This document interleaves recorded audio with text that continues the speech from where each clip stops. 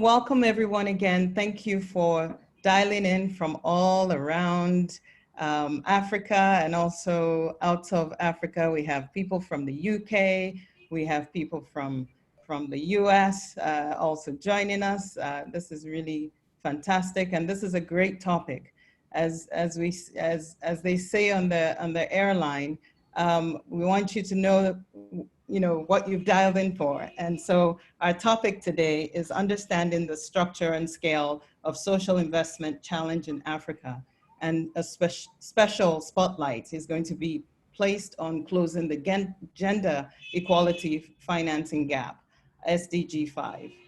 And we have some wonderful women leaders and speakers with us today that will give us some insights and perspectives from their own lived experiences and also from their organization perspective.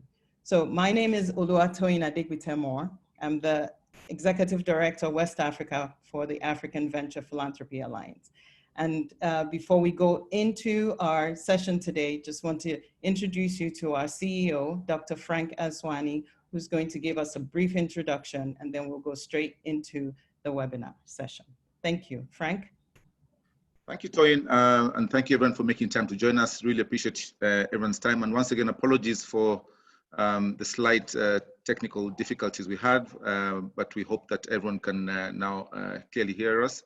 So this is a real pleasure. This whole area of gender is a major focus area for AVPA going forward. And over the next couple of minutes to the top of the hour and beyond, we shall be taking you through some interesting sessions and speaking notes from a lot of our speakers. So let me just walk you quickly through the agenda. I'll do a quick welcome introductions between Toyin and myself, and then we'll go into the speaker sessions proper. But just for those who don't know AVPA, I wanted to let you just give you a quick heads up of who we are. We are building a network of social investors across the continent. We are headquartered in Nairobi and have offices in Lagos and Johannesburg, where I'm based. We are also part of an international network that includes 3 sister networks in Asia, Latin America, and Europe. So we're able to connect Africans to their peers globally. We aim to fundamentally improve the flow of capital into social investment. So this whole idea of funding SDG financing challenges is the core of what we try to do. And we do that by leveraging the continuum of capital, bringing together grants, debt, and equity to find the most suitable structure to attract capital into social investments in Africa. And especially when you look at the issue of attracting private sector capital, because we know we don't have enough money in the social investment space to fund our needs going forward. So we're super excited, and this is part of, this session is part of a really important entry that AVPA is going into, which is looking at launching our gender platform. And we shall be launching the pilot in the next week or so. We're very, very excited about this. And we'll start off with 3 focus areas when you go live with the pilot for the gender platform. We're going to look at 3 main communities: gender lens investing, economic empowerment and livelihood, and health and safety. So if any of you out there listening in today is playing in that space, please join us by being part of our community, and you'll see some email links that we'll give you shortly, linked to that particular, to showing you how you can join us. And part of this community will mean you'll be able to engage with people who are playing in those spaces. We'll be able to offer you an array of tools, from trainings, peer group convenings, thought leader programs, connect you to your peers solving gender problems in Asia and Latin America. And the whole idea is to accelerate Africa's learning so we can, as close as possible, meet our SDG targets, 2030 targets. The other thing that we're really excited about is launching our deal share platform, because the gender platform we're going to be launching is connected to our deal share platform, which is designed to showcase in African investment opportunities to investors, not just across the continent, but globally as well. So if you're involved in any work that is looking for additional investment or non-financial support, or you're an investor looking for a pipeline to invest in the gender space, please join us as part of the deal share platform as well. So we'll be doing, going live with a couple of these pilots in the next week or so. And if anyone is interested, here are our contact details. pick on any of those emails that you can use. Use the one that came through my confirmation email to you, and please join us. Send us any contacts that you may have, and we'll follow back with you. So Toyin, thank you, and back to you. Thank you, Frank. And without any further ado, I'm going to introduce our moderator. We have a guest moderator today, Naomi Nwokolo from the UN Global Compact. And then I'll also very briefly introduce all of our speakers, and then we'll go straight into our riveting conversation around gender equality and closing the financing gap. So without any further ado, Naomi Nwokolo is the Executive Director of UN Global Compact, Nigeria. And, the focus of, she's also the managing partner of AOP Legal Partners, which is a commercial litigation firm that's based in Lagos. She's the founder of Women's Right Protection and Rehabilitation Center, a non-governmental organization with a mandate of promoting women's rights through the use of national, regional, and international legal instruments. Before joining Global Compact, Naomi was a tenacious human rights lawyer with LEDAP Nigeria and the Nigerian Coalition on the International Criminal Court, where she successfully litigated over the human rights of indigent persons in Nigeria, labor rights of employees who were wrongfully terminated from work, and victims of sexual and gender-based violence. And Naomi is very passionate advocate for corporate social responsibility and sustainability, and of course, human rights. Moving on to our speakers, we have a great lineup as well of speakers. Dr. Shungu Gwarinda, who is the interim Chief Executive Officer and Director of Programs for the Gracia Machel Trust. I'm sorry about that. Shungu is a public administrator with up to 18 years experience. She joined the Gracia Machel Trust in June 2018, where she holds the role of interim CEO and director, and provides strategic leadership to the trust and oversees its children's rights and women's economic and social advancement programs.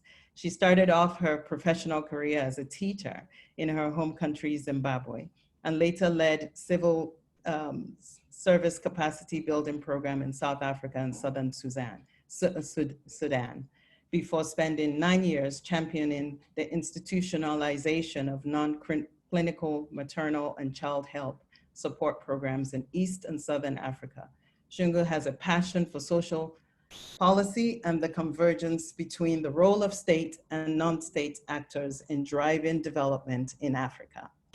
Welcome, Shungu. And then we have Anne Gitugu Shangwe, who is the representative UN Women South Africa multi-country office.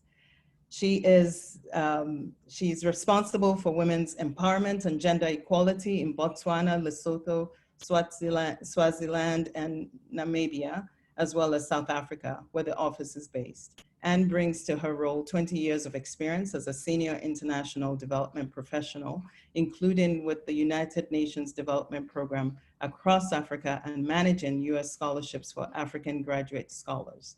Anne has an is an award-winning social entrepreneur and founder of Afros, a digital and gamification learning enterprise, and a thought leader on a future of learning. Anne and Afros received multiple awards, including the prestigious Schwab's Foundation World Economic Forum Social Entrepreneur of the Year 2013 award, and a national award, the Order of the Grand Warrior from the President of Kenya. Other awards include Peace APP Award and UN, MEFI Award, London, UK, and Nextopo Award, which came from Paris, to name a few, and is a board member and grand juror of the World Summit Awards of the UN Information Society and a global ambassador of Vital Voices Leadership Program. Welcome, Anne. We also have Anna Mutavati, who is the country representative for UN Women in Kenya. Anna is a gender equality advocate with over 20 years experience in women's rights law. She holds a master's degree in women's law, and she's provided leadership, senior leadership and programming expertise to UNFPA, UN, UNICEF, UN Women, and the Zimbabwean Women Lawyers Association across the region, including Uganda, Kenya, and Zimbabwe. She has dedicated herself to issues of legal reforms on gender discriminatory laws, institutions of justice, law and order, and the implementation of gender responsive law. And she supports women and children to assert their rights. And she's also an alumni of the Akina Mamawa Africa Young Women Leadership Program. Anna is passionate about mentoring young people and positioning them to lead. And last but not least, Hafsat Abiola, a committed humanist. Hafsat is the president of the Women in Africa Initiative, the foremost platform organizing the continent's leading women into a force for sustainable development. An economist with degrees from Harvard and Tsinghua, a pro-democracy activist who lost both parents in her country's democracy struggle, and a former member of her state's cabinet in charge of the MDGs, which is now the SDGs, and trade and investment portfolios. Hafsat believes women's equal engagement in the economy and governance systems at all levels will lead to a better world. She's one of 50 counselors of the World Future Council and a member of BMW Foundation's Responsible Leadership Group, Vital Voices 100, and the World Economic Forum's Young Global Leaders Alumni Community. She's also the recipient of several global and national awards, including most recently, the US Civil Rights Museum Public Service Award in October of 2019. Before I hand over to Naomi, I just want to lead off with another inspiration from the former finance minister for Nigeria, who states that investing in women is smart smart economics. Investing in girls is even smarter economics. So with that, I'm going to now turn it over to Naomi. Naomi, over to you. Thank you very much, Tony. Hello, everyone. Good afternoon. And if you're just joining us, I want to welcome you once again to the AVPA webinar, today titled Understanding the Structure and Scale of Social Investment Challenge in Africa, focusing on the spotlight on closing the gender equality gap. Welcome once again to our very distinguished speakers. To open up the conversation today, I would like to start with Dr. Gwarinder. So over to you, Dr. Gwarinder. In order for us to understand the current situation, can you explain to us what the current state of financing SDG 5, which is gender equality, and what are the root causes of the current state? Thank you very much, Naomi, and also to the organizers for inviting myself on behalf of the Gracia Machel Trust to contribute to this conversation today. And it's a very critical one in terms of being at the heart of promoting gender equality and empowerment of all women and girls, which is at the very heart of our work at the Trust. It reminds us of the 2008 global financial crisis, where it impacted globally, including the lives of African women and children, as particularly girls, but who had been very far removed from spaces where decisions and actions that led to that financial crisis had been taking place. So triggered by this, our founder, Mrs. Machel herself, an SDG advocate and activist for women and children's rights, came together with a number of women in the finance sector on the continent to form what we call New Faces, New Voices, a network of women in finance that really sought to multiply the faces and amplify the voices of African women within the finance sector and also promote their leadership. And this later spurred the establishment of the Trust itself in 2010 as a Pan-African institution that really seeks to amplify women's movements and also influence governance and promote women's contributions in leadership, as well as the economic, social, and development agenda in Africa, but also promoting children's rights. So at the very core, tackling some of those structural barriers within our financing systems, within economic policies, and the broader development agenda, which directly influence the current status of financing for SDG 5. And so to understand the current state, I'll just reflect on the broad financing of the 2030, SDG agenda itself, all 17 goals, and some of the root causes that relate to the shortfalls in financing that agenda. The UN, I think the 3-year roadmap for financing of the SDGs reflects that there's a 2.5 to 3 trillion per year funding shortfall or gap to 2030, especially in developing countries for the agenda. And currently, as we face the impact of the COVID-19 pandemic, its impact on economic growth, there are concerns in relation to rising debt levels. And in 2018, there were about 40% of low-income countries that had already reported to be in debt distress. So this is really going to aggravate, the economic standing of countries, regions, the continent, but also potentially fuel the financing gap for SDG 5 of the SDG agenda broadly. But the interesting aspects in terms of financing for sustainable development is that the UN Digital Task Force on financing that's been was set up by the Secretary General to look at this particular issue at a global level reflects that the gap does not arise from a lack of finance. The world is awash with money, and I quote. So investments in sustainable development are growing. There's recognition of that. There are estimates also that achieving the SDG goals could open up to 12 trillion of dollars of market opportunities and millions of jobs as well.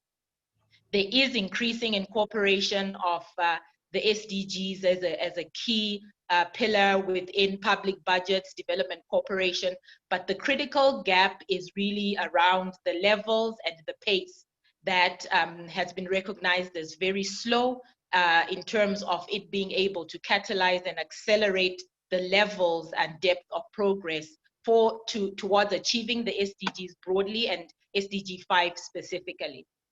So just reflecting a bit further on SDG 5, that our globally on the continent at national different levels, our financing systems are reflections of our societies, which in themselves have inherent fundamental flaws in terms of gender inequality. And so this influences also the financing of SDG 5 agenda. A recent report on gender equity in development finance, it was a survey that looked at 16 development finance institutions, identified that, for example, 65% of those institutions collect gender disaggregated data to inform the decisions they make around development finance. But only 56% actually use that data in informing financing decisions, and internally, externally as organizations, and only 38% publish some of this data. The International Finance Corporation highlights that we have, there's about a 285 billion annual credit gap for women-owned or led enterprises. So another key significant component that also directly relates to financing options to achieve SDG 5. And at the Gracia Machel Trust in 2017, we conducted a survey on growth barriers for women-owned enterprises or women entrepreneurs in East Africa. And two key challenges that came up were really around accessing finance, so issues related to collateral, prohibitive interest rates, but also capacity and culture in financing institutions. That was a challenge. And these are women in the formal sector, so these hindrances are even worse for those in the informal. then of course there are challenges at individual income level that are also systematic that relate to, example, the gender pay gap. So there are various dimensions in terms of the gaps in funding the SDG agenda itself, but also SDG 5 specifically, which we are discussing today. And this gap presents opportunities, as Toyin just reflected on, the benefits in terms of investing in women and girls specifically. A McKinsey report on the power of parity and advancing women's equality in Africa indicated that, the continent could add up to 300 billion in the period up to 2025, this is a report from last year, to its GDP if there are significant advances towards gender equality. So the root causes are really around, the systemic issues, leadership, lack of leadership representation, so women not being at the center of where critical decisions informing financing are going. Exclusion, with up to 70% of women on the continent being in the informal sector. So either they are not counted or, adequately reflected and considered when policies, be it economic policies and financing decisions, are also being made. But lastly, that, there's no alignment between funding, financing, and the SDG agenda itself. So that's one critical aspect that needs specific attention, as well as promoting accountability. That yes, while we know there have been significant commitments made to financing SDG 5, and there is significant progress, but commitments and the practical realizing of those commitments, and at a pace where it can really accelerate the progress towards gender equality, is another key gap that we experience globally, but more significantly on the continent. So I'll pause there. Thank you. Thank you very much, Dr. Gwarinda. It was difficult for me to stop you because you were really dishing out excellent points for us to learn. Thank you so much. So I'll move over to Annie Shongwe. We know that when it comes to closing the gap in financing women and women's empowerment, it is not always about money. So what are the non-financial challenges holding back the achievement of SDG 5 targets?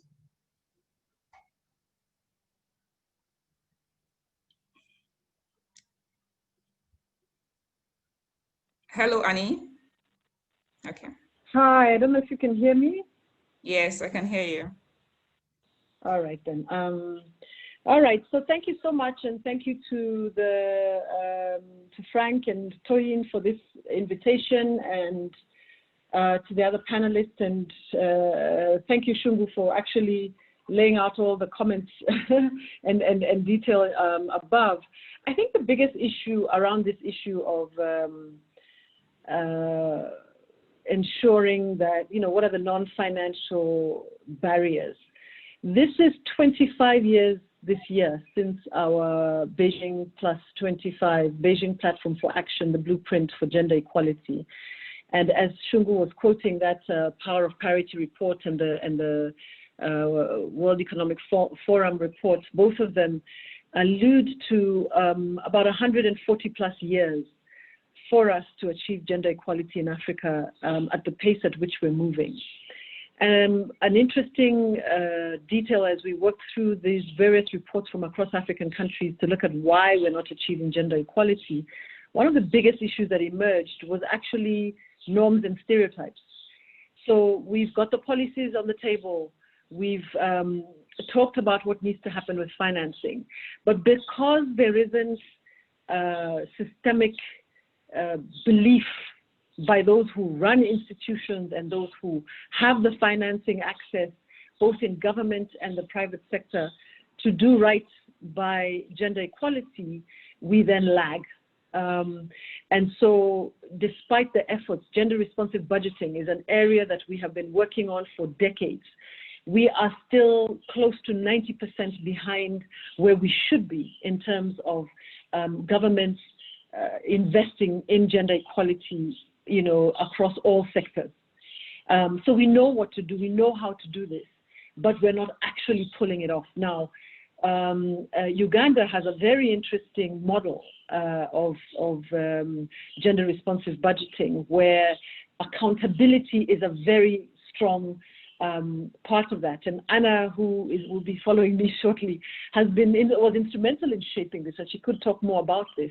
But what we found in a country like South Africa that was 20 years ago talking about the women's budget and talking about gender budgeting and talking about financing gender equality, we have found that the lack of systematic accountability in the KPIs of everybody in government who is responsible to ensure gender equality, the commitment by the private sector to say that, you know, not only will we push for gender parity within our institutions, but that we will buy from women. And this is a big one. What we find, we've got this women empowerment principles that we use as the UN Women and the UN Global Compact. So we've got, you know, over 100 companies in Africa who are signatories to the women's empowerment principles. But what you find there is that companies will push for 2 or 3 women on their boards, a few women in senior positions, and will be very excited about this contribution. But when you look at the annual reports, it's completely no indicators that look at gender equality. And one of the things we've been pushing at UN Women has been the issue of preferential procurement and ensuring that actually companies are buying their goods and services from women-owned businesses. At the current level globally, only 1% of women-owned businesses supply the private sector or government. It varies from country to country. South Africa is at about 9%. But we want to move this to 30, 40, 50%. So bottom line, as my nephew says, net, if we're not buying from women, then we're not shifting the goalposts for women, and we're not creating the opportunities to finance SDG growth. So there is financing both from the private sector and from the public sector where there is responsibility, there are frameworks to do this, but they're not being followed through. So leadership is everything. And so we started to do work with the he for she global programs, working with heads of state. And we have, for example, the Iceland president who, as a he for she leader, pushed for equal pay. It is now criminal, right? It is illegal to have unequal pay in Iceland. So it's not something that you do because you're the good guy in the company that happens to be the one guy that does really well. But if this is something that is illegal because it's discriminatory, then you have to take the steps to really move significantly. So that's an example. In Malawi, where child marriage is a massive issue, the president then, as a he for she champion, was pushed to drive for the annulling of over 2,000 child marriages, so that these young girls could then go back to school and get back to life. So we've used different tools like this, working with impact champions in the private sector. So we've got companies like PwC who have shown us that within a period of about 18 months, they were able to move gender equality in terms of gender parity numbers from 18% to 42% over an 18 to 24-month period. So the leadership from the front is everything. Violence and harassment is a massive cost to our economies. South Africa did a study close to 10 years ago now, and they found that the cost of loss of productivity to the economy is over 42 billion rand, and that's 10 years ago. The numbers have increased, so we know that these productivity numbers are much, much higher. So if the cost is that much, the gain in doing nothing on violence and harassment in the workplace, you know, the cost of doing nothing is very expensive, but the gain of actually implementing violence and harassment in the world of work is significant. And the ILO has a new convention on this that is on the table since 2019, and we're pushing private sector companies to do this. And so what we have is a context where women-owned businesses continue with very little investment towards them because of the biases that sit in the minds of those who control the strings and the purse, that they don't buy from women, they don't invest in women-owned businesses, they do it still in a tokenistic way. And so we're not at a place where we have full transformation and have enough of a critical mass of champions who are driving for gender equality, whether in the private sector or in the public sector across the board. So I'll stop there. Thanks. Thank you very much, Annie. Those are very insightful comments. I am aware that UN Women Nigeria is also doing something on He for She campaign in Nigeria. So that was great. Thank you so much. So moving up over to Anna, picking up from what Annie has just said, how do these challenges present themselves in Africa at the regional or country level? Do the challenges have regional peculiarities?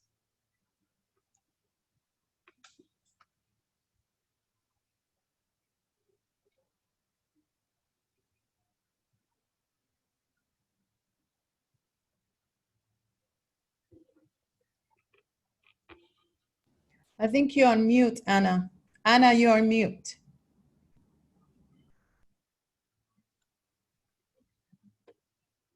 Can you hear me now? Yes, better now. Yes. Okay, thank you very much. So thank you and good morning, good afternoon, good evening to the dear participants, and adding my thanks to the previous speakers and appreciating the organizers of this platform. A very timely conversation indeed, as most of our efforts are under threat because of COVID-19. And in many countries, we are already starting to see, you know, a rolling back of some of the gains that we had made on gender equality. So discussions such as these are very important because with financing and through addressing the all of the other constraints and drawbacks that the previous speakers have mentioned, we will stand a better chance in terms of protecting the gains, but also moving that stubborn needle on gender equality and empowerment of women. If you allow me, I'll go off video because I'm actually using my phone. The internet is having a challenge here, so please forgive me for that. So going to your question, yes, there are certain similarities that are based on regions. And I'll just give a few examples to demonstrate this. So in sub-Saharan Africa, for example, it has been listed as the region that has the highest level of discrimination in the discriminatory family code and the index also on restricted resources and entitlements. So what does this mean? We see that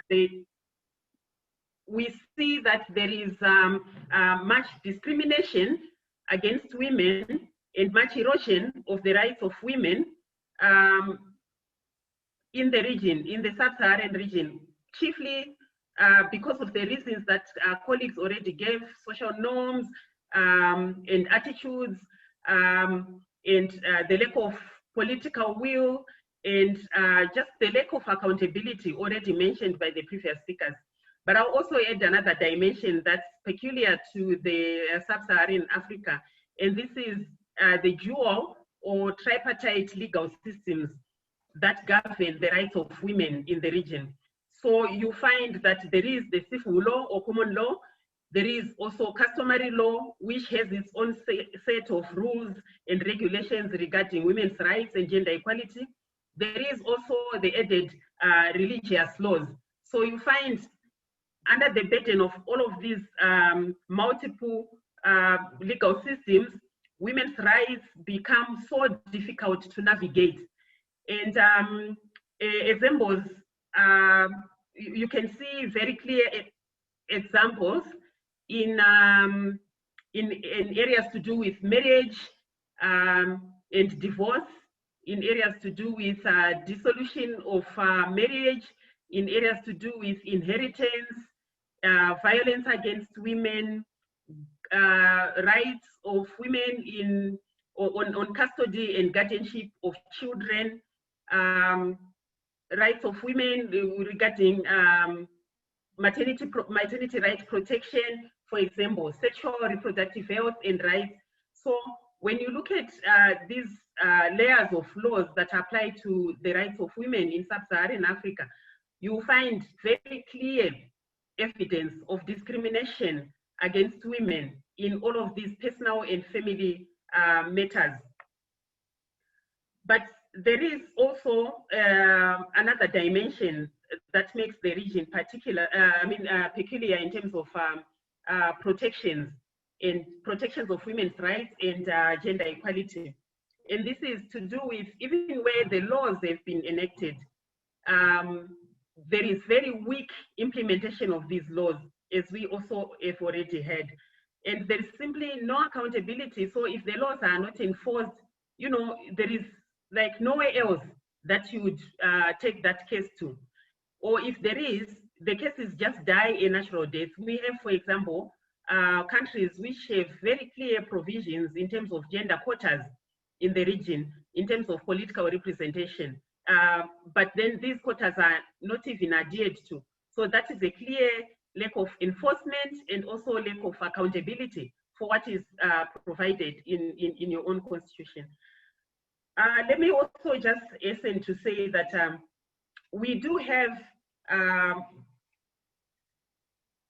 gender discrimination as well in other regions. So it's not just peculiar to our region. We do have, for example, in the UK and in the US, which score below most of their peers because of gaps in legislation, such as the lack of guaranteed paid maternity leave in the US. And if we're looking at the UK, the issue of an equal split of housework between men and women, and a more negative view towards working mothers. So, and then when you go further, for example, in Japan, it remains a largely traditional society across most measures, and it ranks below most advanced countries, as well as those that are emerging economies such as Africa, Brazil, and South Korea. So let me just conclude, therefore, by saying, yes, there are regional peculiarities.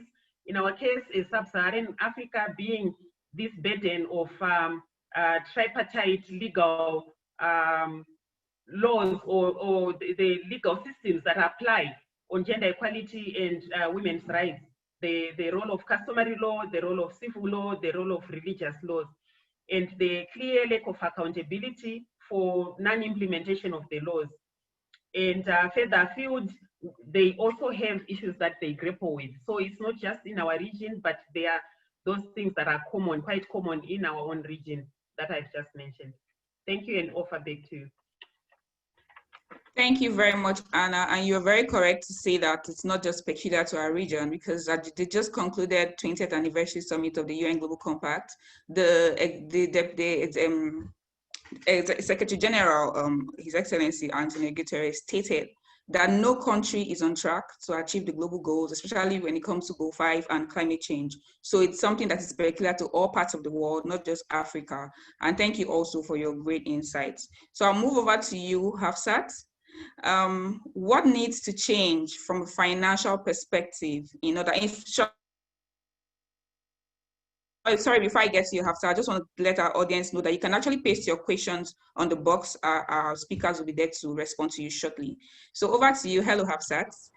What needs to change from a financial perspective in order to close the gender equality gap? What examples of successful tools, strategies, or solutions have you seen from your experience to help us, bridge the gap? Naomi, such a pleasure to see you again. We've not met, but I was listening to the last AVPA webinar and I thought you were incredible. So I'm so happy that you agreed to act as the moderator for this webinar. I'd like to say hello to Frank, to Toyin, to my co-panelists, and to everyone that is here listening and engaging in this incredibly important conversation with us. You asked what needs to change in terms of in a financial perspective to close the gender gap. I think that first of all we have to get the financial institutions to see women, because somehow they don't. They see women as a risky proposition. Many of the financial instruments that we use to finance enterprises are banks. And for banks, based on the way that their parameters are set, women are considered to be risky propositions, but it only means that they don't have enough information about the behavior of women, especially outside of the microfinance level. There's actually a lot of information that says women are worth the risk, that they pay back money, but oftentimes all the research that has been done from a microfinance perspective. And so women can access microfinance credit, but then there's the missing middle. And that missing middle can only be filled by commercial banks, or for now, it's structured to be filled by commercial banks, which don't have enough information about the lending behavior of women at that level of lending, of borrowing. And so they think of them as risky, and they don't target them. They don't make products and services targeted for that market. That has to change.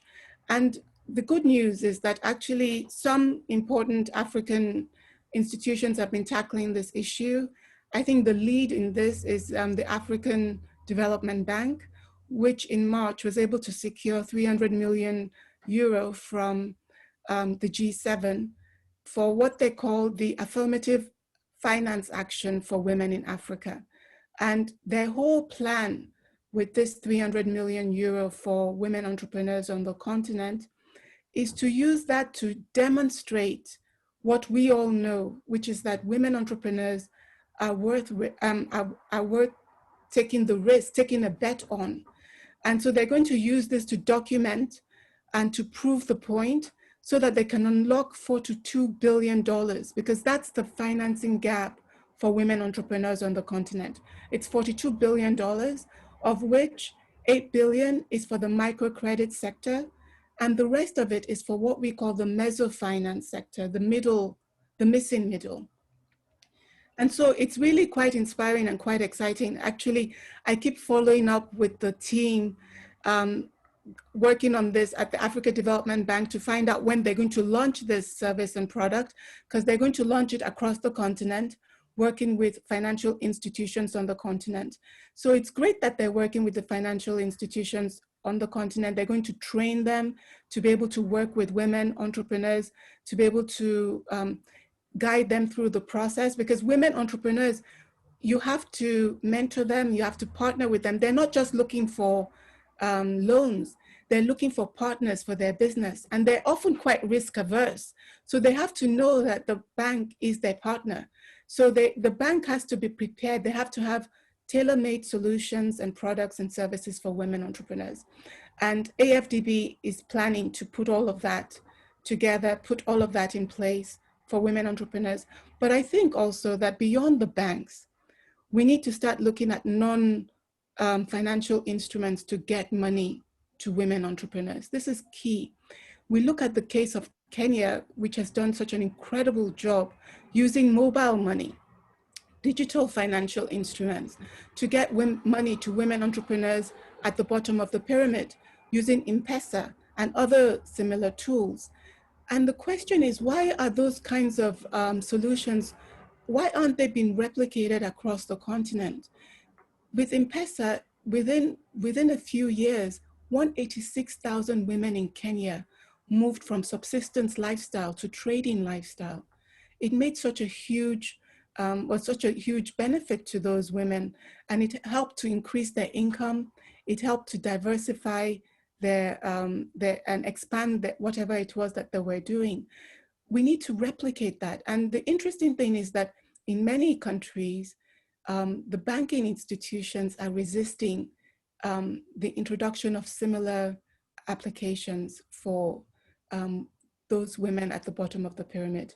But the banking institutions are also not perfectly suited for those women at the bottom of the pyramid. They don't have products and services, and they're too expensive for those women to access. So I think here's where we need the governments to come in and remove the resistance and the blocks and the obstacles being put in place of introducing these kinds of financial instruments, so that we can democratize the access to finance for women across the continent. Because the truth is that the power of Africa is the African people. But to unlock the power of Africa, you have to get tools, services, enabling technologies to the African people. So anything that stands in the middle, in the way of that, has to be removed. And so the final point I would like to make is that we cannot approach this bridging the financing gap as a financial perspective, a financial solution issue. It's not. It's actually a coordination issue across sectors, from private, but also public, civil society. All sectors have to be involved to coordinate and to be able to address all the different market failures that stand in the way of progress. The private sector cannot do it alone because some of these risks are too much for the private sector to take on board, and they're not structured for that. And governments can help. Governments have a role to play. So this is not the time for neoliberal ideas and neoliberal ideologies. That I think we should put in the wastebasket of history. And we should really be looking for what can work, which is how we build state capacity to meet the needs of majority of people, and make the state and put in the legislation, the regulations, and the policies required, and how we build private sector capacity and de-risk some of the efforts that we need the private sector to make. How do we de-risk it so that the private sector will take these things on board? But I think that there's a huge amount of wealth to be realized.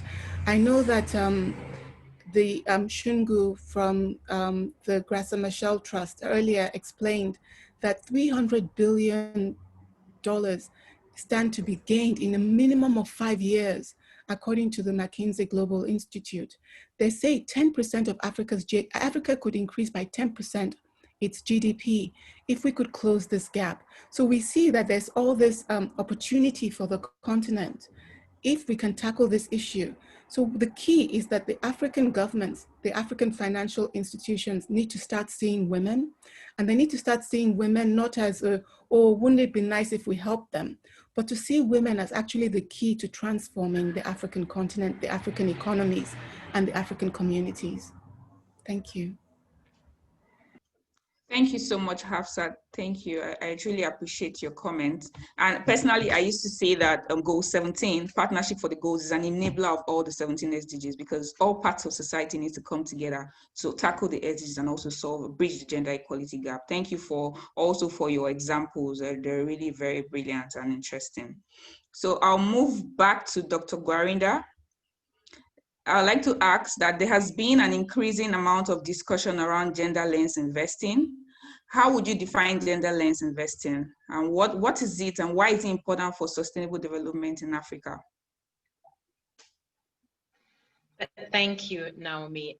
So the concept of gender lens investing relates to using finance as a tool for social and economic change. So that the financing, as Asfat just shared, is not the end goal in itself, but as a tool for social and economic change.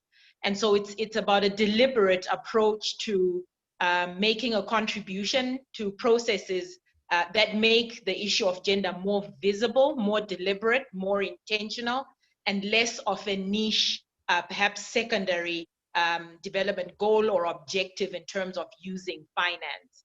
So it is a vehicle or approach that could really contribute to unlocking financing for SDG 5. So it looks at strategies that are aimed at advancing women in finance, in corporate leadership, but also looks at investing in products and services that are really tailored, that are specific, relevant and responsive for women as consumers. And I think when we reflect at the power of the collective power of women as consumers and the spending power, but also improving the place, role of women and treatment in the workplace. So it's really a comprehensive lens or approach to using finance as a tool to advance social and economic change, but that really puts women and girls at the center. So I would say it's the right thing to do. as you asked, what is it? You know, it's the right and responsible approach to exercising power in terms of the power and leadership in making decisions around how financing is used, and is one approach that can really also, you know, if intentionally, deliberately adopted and institutionalized, can contribute to pushing some of the issues around the structural reforms that are required to address the challenges we face with the slow progress, if not regression now, towards SDG 5. So it's you know, at a policy level, ensuring that decisions are informed by rigorous gender analysis. It's incorporating also gender analysis in making you know, investment decisions, but it's also about putting value to what women bring as very capable participants and contributors in economic and social development, and leaders. And so really a tool to address those power dynamics. And at the trust currently, you know, having engaged and through our support with networks of women in business across the continent, and realizing some of the key barriers, as Asfat mentioned as well, in terms of accessing financing, that is not just about the money, but the cultures and the systems. The trust, you know, really made a bold and ambitious decision to establish a women's investment fund that will primarily adopt a gender lens approach to support women-owned or women-led businesses, but that will look at both the financial and non-financial aspects to supporting business growth. And with that, we also have specific initiatives, you know, one that we call Women Creating Wealth. So not just about livelihoods, not just, you know, in terms of financial inclusion for livelihoods, but about the role of women in creating wealth and driving economic growth on the continent. And this initiative is one that is focused on capacity building, but that looks at not only sort of your hard skills, but the growth mindset, issues around confidence and agency, and the ability to engage as collectives with financial institutions to really put in place, to promote or adopt and make commitments to put in place those products and services that are really tailored to the needs of women entrepreneurs, to spur the kind of growth that these can catalyze. You know, up to, I think, about 56% of small to medium enterprises in Africa are women owned and led.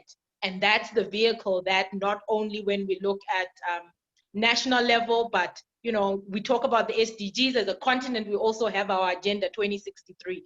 Its timeline is far further out, but it's also critical in terms of its aspirations. But that really positions SMMEs as a key area of focus to spur growth on the continent. And so a gender lens approach would be one vehicle to ensure that the financial and non-financial support, but also the changes that are, or transformation that's required on the demand side are really put in place, adopted, and institutionalized. And you asked, you know, why is it important? It is a key strategy that can really unlock the levels of you know, inclusive growth that the continent needs to accelerate the SDGs. Yes, we know we're not going to meet those milestones by 2030, but they're still very critical milestones to inform and guide our development agenda. So the potential that lies in gender lens investing is really unlocking the financing that's required for the SDGs. So a gender lens investment approach to economic policies, to investment and support to women entrepreneurs as well, and addressing those challenges that women face in various dimensions as entrepreneurs, but also as consumers, and the issues around inequity related to that.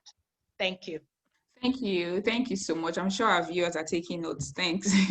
So there's a lot of terminologies when it comes to gender issues and solving gender problems. So, and it would be great for us to really get to know what all these terminologies mean when you want to tackle an issue, you need to know what it really means. So we move over to Annie. Thank you, Dr. Guarinda, for that explanation on what gender lens investing means. So for Annie, we'd like you to tell us the difference between gender equity, gender equality, and women's empowerment. Is there a difference at all? And also, it would be great if you inform us or how this translates from an investment standpoint when thinking about gender lens investing. Thank you. Can you hear me? Yeah, we can hear you. We can hear you. Okay, wonderful. All right, thank you. Thank you so much. All right, so it feels a bit like college days when you had to answer this question of what is the difference between this. I think the key thing is that we are striving for a gender equal world. We, as UN Women right now, are in partnership globally with what we're talking about. How do we fast track the way in which we act to achieve the SDGs, so that all those indicators that you have in the SDGs that point to discrimination against women and what a gender equal world should look like, that we can achieve that by, so 2030 should be an expiration date for gender inequality, right? So gender equality is what we're striving for. But because there has been a different pace at which we have been working because of the discrimination, because of the cultural patriarchy, because of the stereotypes that are institutionalized, we then have to work on equity. And how do we ensure that, for instance, we have a gender parity policy at the United Nations that was released just a couple of weeks ago, that is saying that every single institution must have women, must have parity, right? But you won't find that as an easy, you won't be able to do that easily, or even in private sector companies, because, HR uses history, oh, this person has X experience in management, and this person has, has led the X number of people, and therefore, we then automatically move them up into senior leadership positions. And that's how it, we move from our 50% entry point of women in the private sector. You have about 50-50 at the entry level.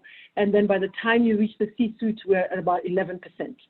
So that is where there is inequity. And so we push by using preferential procurement, using affirmative action programs, using special measures, to make sure that we're giving women a leg up so that we really reach a place where we are at the starting point. There is that really popular, it's all over Facebook and all over social media. It, for me, tells the best story in the issue of inequality, where there is a starting line. And there's a group of young boys and girls who are standing at this starting line of a 100-meter race. And the coach starts calling out different privileges. If you've come from a family with with both parents at home, if you've come from a family that has a car, and you keep taking a step forward and a step forward and a step forward.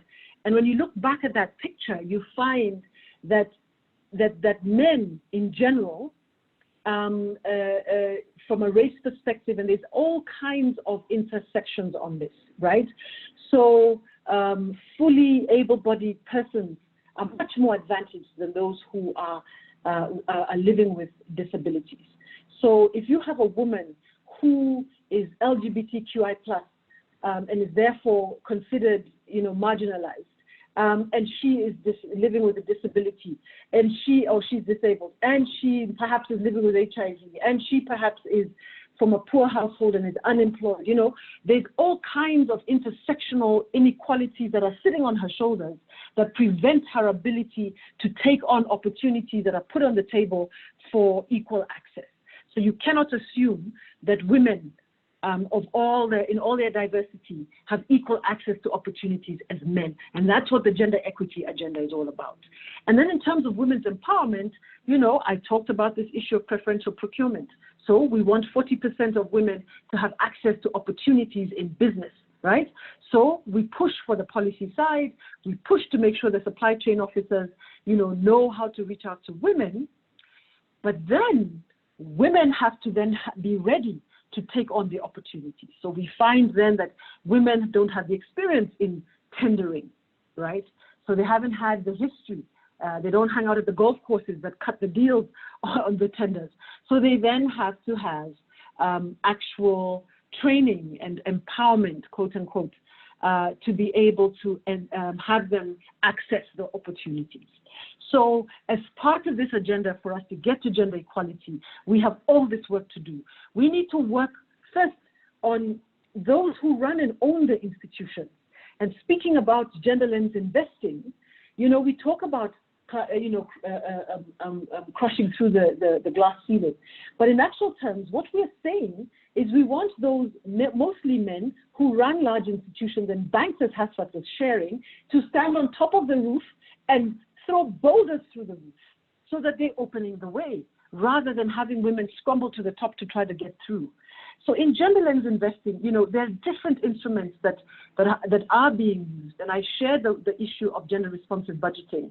And this is really about being very deliberate about the financing of all these goals that we have to achieve gender equality. So whether it's about violence, or it's about STEM, or it's about women in business and women in the informal sector, women in formality like domestic workers, all of this, it's about how do we ensure that we're providing equity opportunities, that we're providing empowerment opportunities, and that we're pushing for gender equality indicators using these kinds of tools.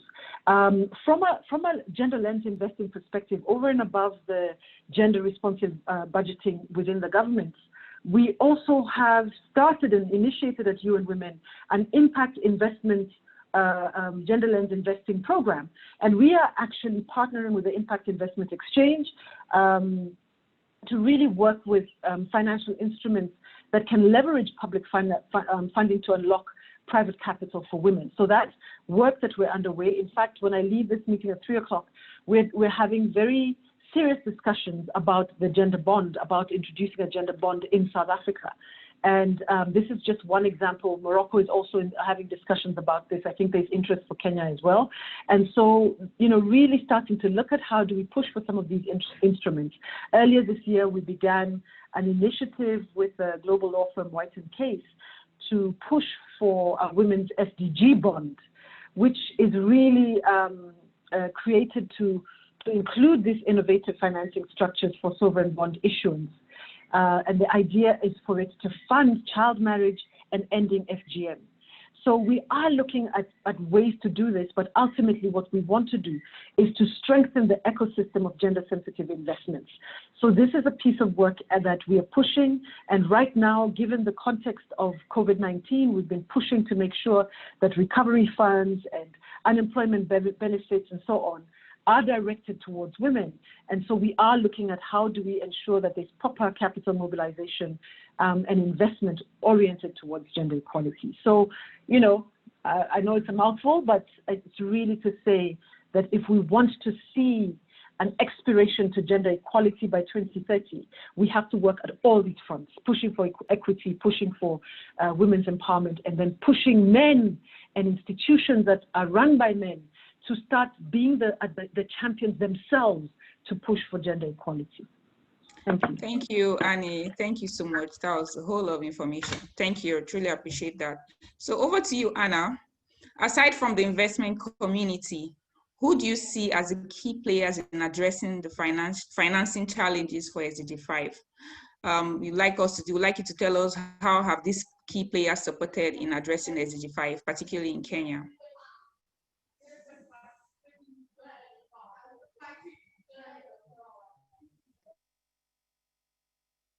Okay, thank you very much. There were other sounds in the background, so I wasn't sure who else was speaking. But thank you for the question. So I would say from where we are in Kenya, we've certainly seen the true value of partnerships that cut across different spectrum of development in terms of supporting the gender equality agenda. So primarily, yes, we look at the public sector. So this is the the partnerships that we have with government, where we are calling on government itself to make the resources available from domestic financing. So, you know, moving more and more away from this over-reliance on donors for funding gender equality work in Kenya, we are calling and working with government more closely now to say, how do we expand the resource base in the country? And from that which has been mobilized domestically, how do we increase the value of investments that are going towards gender equality? So there are a number of initiatives that are in place. For example, the changes that have been made through the Public Finance Management Act in Kenya, and with a very specific target to say we put in place a system for monitoring financing that is being channeled towards gender equality. So that's a huge development, I should say, which is also in line with the aspiration of SDG 5.1C, I think, which is looking at, you know, the government being able to track its own resources that are going towards gender equality, putting in place very deliberate systems to monitor how much is going towards gender equality in concrete terms, in real terms, from those domestic resources. So that's one part of the partnerships. The other part, of course, is through our development partners. We've come very clearly in support of the gender equality agenda. And so these fund through the usual channels of women's rights organizations, UN agencies, and so on.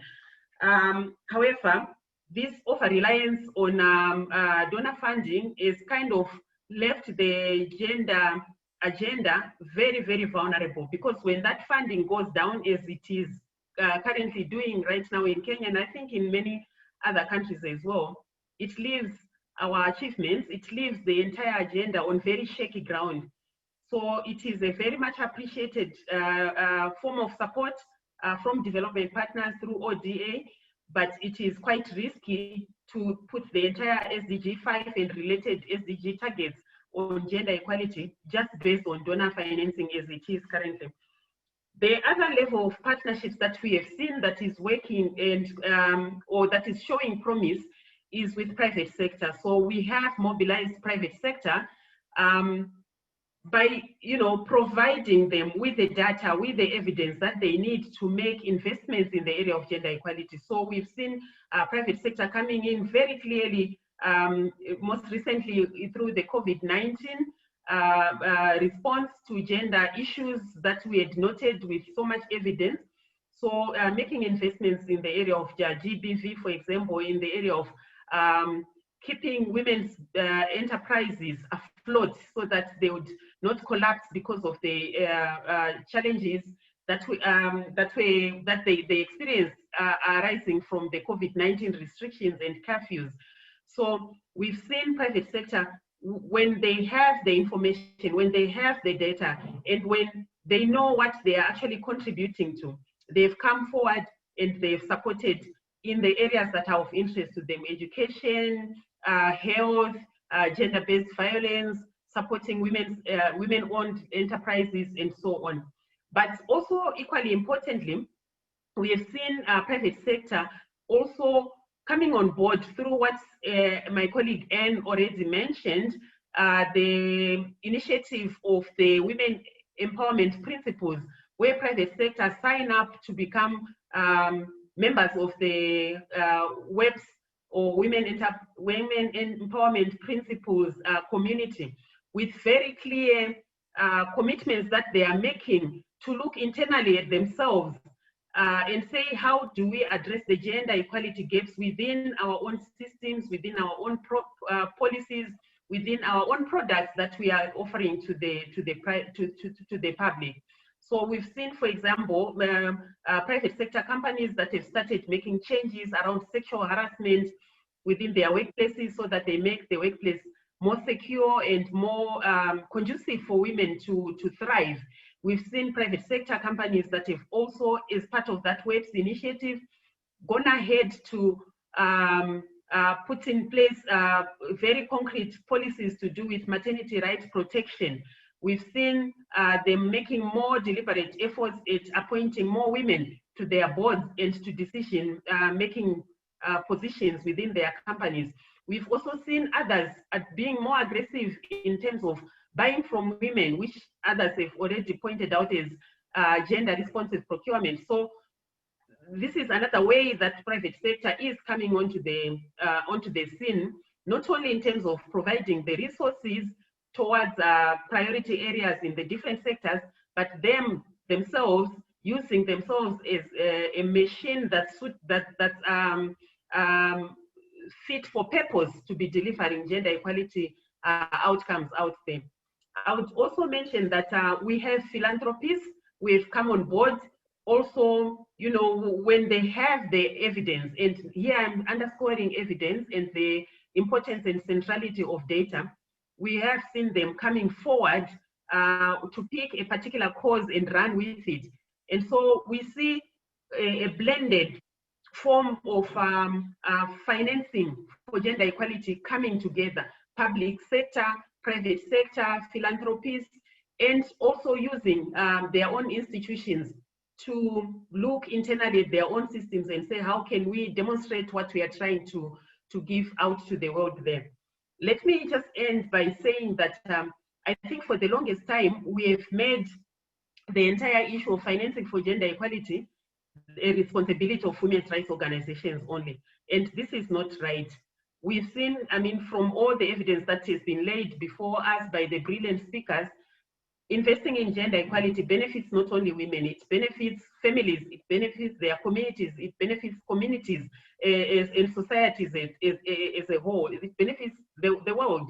So financing for gender equality should no longer be seen as the responsibility of women's rights organizations alone. Everybody, because of the potential gain that everybody stands to gain, we need to be part of, you know, talking about financing for gender equality and playing our part using these blended systems that have been mentioned, but also demonstrating it through how we allocate resources ourselves based on whichever sector that we are coming from. Over back to you. Thank you very much, Annie. I'm so sorry we are running out of time too. So we'll just move to the audience to get to take questions from the audience. So the question we have here from Lindy Way, one of our audience, one of our participants, says that, how can philanthropists in Africa assist in meaningful ways to implement the SDGs with a focus on SDG 5 on gender equality and SDG 1 on ending poverty? So who's going to take up this question? Should we send to Dr. Gwarinda? Hi, Naomi, I could take a stab at the question. Great, thank you. So, Lindiwe, the key is that my challenge with philanthropy generally is that you get a grant from most of these foundations and you do important work, but then the grant cycle ends and then there's nothing. And a lot of the development challenge on the continent is not something that you can do and be done in a year. Sometimes it can take many years for you to actually have the impact that is desired. So I think that there's a lot of room for philanthropists to connect to market, to connect to freeing up markets for more players. This was the key in China, because China till today, as you well know, is not, you cannot describe it as a democratic country, but the unlocking the wealth in China and unlocking all the growth that we've seen in China was because they democratized access to markets for the majority of people of China. And this is something we have to do as well. And what's good about that, if the philanthropists can focus on this area, then whether the grant cycles of their institutions, their foundations ends or not, it's completely irrelevant, because it's actually, they're investing in something that is sustainable. So they should be investing in social enterprises connected to a lot of the development challenges that we have on the continent. They should be working to enable women entrepreneurs who are in the different sectors that are relevant to the SDGs. And once they do that, when they are no longer present, the women entrepreneurs will continue to grow. Their businesses will continue to grow. They'll continue to expand and employ people. So I would ask, I think that they should direct their funds to angel funds, to impact investment funds, such as the ones that AVPA, I think Frank mentioned that they'll be announcing something later this week. It's key to invest money in this way because we need smart investment to really unlock the development of the continent, and they can make a contribution in that way. Thank you very much, Hafsat. We would have taken more questions, but we are honestly running out of time. So I will just ask each speaker to make their closing remarks now before we wrap up. Yeah, thank you. So starting with Dr. Gwarinda.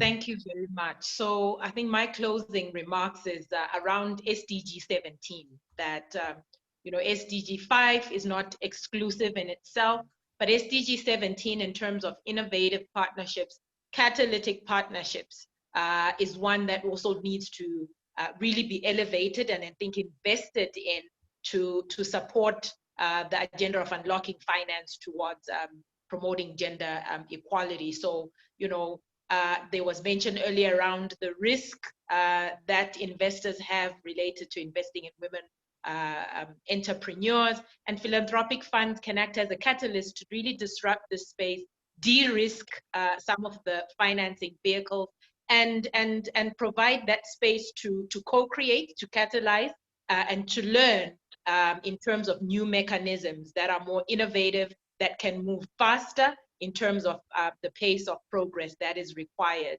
So this on SDG 17, and also being very deliberate around acknowledging and confronting biases. We are at a time where globally the issue of race is really front and center, and there's a strong movement around confronting race biases. And I think similarly, when it comes to gender equality, the issue of confronting those biases across all sectors is very important. Thank you. Thank you. Next, Hafsat, please. So in closing, I wanted to mention Shungu, the founder of your organization, Grasa Michelle. Recently, I'm sure all of you have been seeing, before the COVID-19 pandemic struck, all these different summits for Africa, where there was one in Russia, there's one routinely in China, or the Chinese leadership come to an African country. I think France is organizing one towards the end of this year. So many, all over the world, there are so many summits in Africa. And Her Excellency Mama Grasa Michelle said about this, she said, it's interesting that there are all these summits on Africa, but what is important is what is the African plan for Africa? So I say to you, my sisters and brothers, that it's our time now, and for us, we have to drive that process. We, men and women of Africa, have to drive that process. And we have the opportunity now because we have a very strong African Union.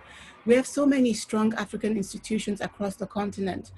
The civil society is also key. I'm so glad that within the AVPA, there are so many Africans from different parts of the continent. It's important that we build relationships with each other, that we forge trust, we get to know each other, we get to understand how are the people in Kenya, what do they like, what do they not like, how are the people in South Africa. We should get to know each other so that we start to knit a one Africa, because the challenges of the continent are real, but the power of the continent is even stronger than its challenges, especially if we unite. So in my closing remarks, I would say that the women of Africa cannot afford to take a backseat now. When we gained our independence, it was really led by men and women, but as soon as we gained independence across the continent, women went into the background. It's time that we lead in the front with men to drive the Africa we want. There's no way we will arrive at the Africa we want if women are not part of the process. And the women that are listening to this session, you, me, we're what we can think of as elite women, privileged women. The power of the continent is the people of the continent, and the majority of the people are not like you and me. So if we really want to unlock Africa's power, we have to use our privileges, we have to use our access to enable and to liberate those people on the margins, those people who are struggling with less than $2 a day. They're the majority. They have a lot of resilience. There's a lot of culture and wealth and richness. They just need a bridge, and we can be that bridge. So in our daily work, we should be thinking about how do we enable those people? Because if we do not, the continent does not stand a chance. And in this century, in this time, is the time when Africa's rise is not to enrich Europe, to enrich the United States, as they can gain something from our rise. But this is the time where the rise of Africa should be for the people of Africa. We must see to it that we achieve that. Thank you. Thank you so much, Hafsat. Over to you, Annie.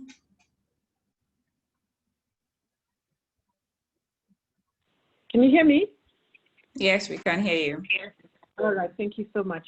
I think for me, the big thing is where to emphasize, where to place our greatest emphasis. I think women have done work on gender equality for so long, and we continue to do that work, you know, mobilizing, advocating, holding placards on the street, trying our best, you know. But the institutions that hold the power and the leaders who hold a lot of the power have to be held responsible, but also begin to bring them on board and invite them in solidarity for them to actually drive these agendas themselves. So more and more, we're working with all kinds of unlikely bedfellows on ending gender equality. And I think this is what we need to do, inequality. And this is what we need to do. So like on some of the work we do on gender-based violence and alcohol, we're working with taverns and bars, you know, where we get other men to run community dialogues with men, you know, calling on male leaders who have shown the way. And we have a webinar coming up soon on he for she, where some of these leaders who can demonstrate some of this change are then mobilizing others. So congratulations to you, Frank, for leading this work. But just to say that this is what we want, for you to convene, you know, the actual banks and some of the men who lead these financial institutions, so that they can have the conversation and we can sit there and be able to say, look, this is where it's missing. Because, you know, we then have the same conversations amongst ourselves and we're not moving the needle. So if we can really start identifying, you know, where are these big sort of opportunities for us to find new types of new champions, but really a call to action for men who are already on the table and who are interested to put their hands behind this so that they can then also push other men to get onto the table. But we really need to change this conversation and stop having it be women themselves who are constantly always with the placards, but begin to have men actually stand on top of the roofs and throw the boulders through to break that ceiling. Thank you. Thank you, Annie. Finally, Anna. Thank you very much for the opportunity to say my last remarks. So I would just like to focus perhaps on the issue that much as we use SDG 5 to advance this issue of financing for gender equality, let us remember that the funding should not just be locked to SDG 5. Let us remember that SDG 1 is funding for gender equality. SDG 2 on food security and zero hunger, it also has funding for gender equality. So do SDGs to do with education, to do with health, to do with infrastructure, to do with everything. So we need to take that holistic approach and know that our SDG 5 is going to be catalytic, is going to be, you know, where we put our eyes entirely on, but there is also funding that exists and that should exist and which we should call to account in the other SDGs. So having said that, I want to then focus it on the issue of domestic resources. Like I mentioned in my earlier remarks that we've over-depended and over-relied too much on donor funding before. So it's also high time when we are talking accountability and when we're talking of all these countries that are now migrating from being low income countries to middle income countries and higher middle income countries and so on, how come that we are not carrying the entire population behind us in that economic prosperity that we are recording in terms of macroeconomics? So how do we bring the entire population, particularly women who've been left behind for too long and too far behind in this development agenda and in the economic prosperity of their countries? So how do we do that? My key message is that we have to be very, very comfortable as gender equality advocates. And in this case, I don't mean just women, just also to support what Anne just said. There are men who are allies, who are champions, who have signed up to being he for she champions and so on. So bringing them on board, and together we get very comfortable with this language of gender responsive budgeting and the accountability that should follow gender responsive budgeting, not only on paper, but to see actual dollars moving towards gender equality interventions and outcomes. We have women leaders who are sitting on budget committees with no clue how budgeting processes work. So it is our responsibility, all of us who are on the call and other like-minded advocates, to ensure that those that are entrusted with decision-making on budgets and on plans, national budgets or county budgets, that they are fully equipped to understand their roles, they are fully equipped to represent all of these issues that we've been talking about, and they are fully equipped to push and ensure that outcomes of planning and budgeting are representative of the needs of women and girls out there. Yesterday, in a call that I participated on with members of parliament, they also said that we are already making budgets at home. We are championing the lived realities of women and girls in our communities, you know, the entire issues that they are facing on a day-to-day basis: teenage pregnancy, hunger, poverty, gender-based violence, maternal health, and all of those issues. But how come when it comes to just taking those issues to the decision where decisions are being made, to the table where decisions are being made about allocation of resources, we somehow flutter, we somehow, you know, lose our confidence? We shouldn't do that. We need to be comfortable knowing that we are there representing all of these women, 50% plus, who have entrusted us with positions of leadership. So our role as advocates is to empower them so that they connect the lived realities where they are coming from in their communities to that decision-making table. And not only in terms of allocation of resources and cutting the cake, but also how the cake itself is made, understanding the entire issue about revenue and revenue generation. We need to be comfortable with numbers, with figures, so that we connect the numbers and figures with the gaps and the realities of women and girls in our communities to make the decisions that we are entrusted with to take to the decision table. Thank you. Thank you so much, Anna. And we have now come to the end of our webinar today. Our title has been Understanding the Structure and Scale of Social Investment Challenge in Africa, a spotlight on closing the gender equality gap, SDG Goal 5. Thank you to our excellent speakers for providing these very great insights and knowledge. Thanks to our audience for your very engaging questions. We hope that you found the session informative and that it has been able to spark new ideas and challenge your perceptions. From my end, I would say, don't forget to sign up to the Women Empowerment Principles. Take the Gender Gap Analysis tool, even though you're new into the SDG space. We all have to come together to make sure that we help women harness their full potential. Thank you, and I'll hand over to Tony. Thanks. Thank you very much, Naomi. And once again, I would also like to echo Naomi's thanks to all of our distinguished speakers today. Dr. Shungu, from Anna, and then my sister friend, Afsat. Really powerful statements that every one of you have contributed today. And because of time, I'm not going to go and highlight some of your points, but we will share this video.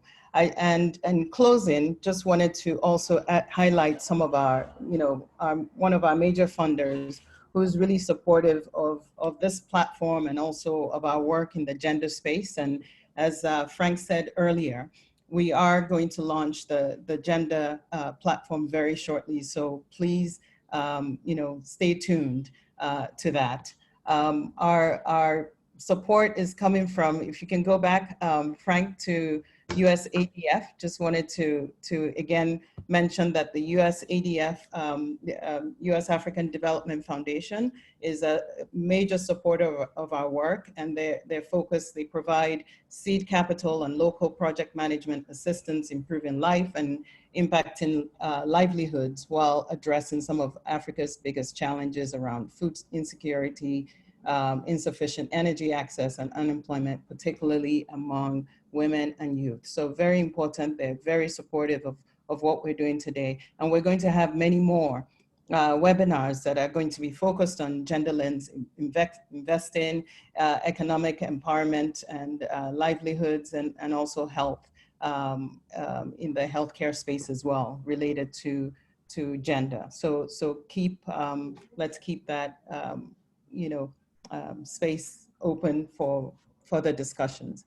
And again, I would just like to come back to my initial statement around, that was stated by Ngozi Okojo-Iweala when she says that investment in women is good economics, and investment in young girls and girls as they even grow up is even smarter economics. And as all the speakers has alluded to, we can't do this all by ourselves. We need partnerships. We need everyone to come on board, to come together. So SDG 17 is very important in terms of all of our work together. We need the philanthropic institutions to be more catalytic. We need the private sector to come in and get more inflows from them in terms of investments. And we need the government to create an enabling environment for all of that to come together and to flourish. So with that, I want to again thank every one of you for being here. Thank you for staying late. Our agenda platform is going to be unleashed.